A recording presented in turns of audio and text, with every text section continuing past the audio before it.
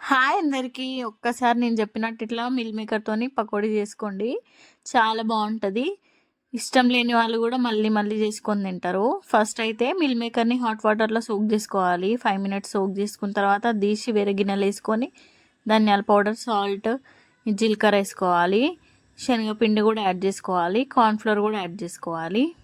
తగినంత కారం యాడ్ చేసుకోవాలి.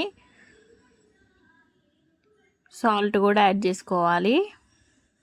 మనకు సరిపడంత సాల్ట్ యాడ్ చేసుకోవాలి. తక్కువనే యాడ్ చేసుకోండి. చేసుకున్న తర్వాత మంచిగా మిక్స్ చేసుకోవాలి. వాటర్ ఏమి యాడ్ చేసుకోకుండా మిక్స్ చేసుకోవాలి. చేసుకొని ఒక 5 మినిట్స్ పక్కన పెట్టాలి.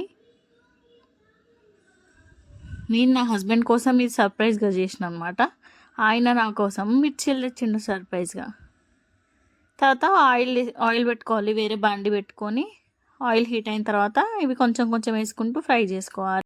Thank you for watching. Please subscribe to my channel.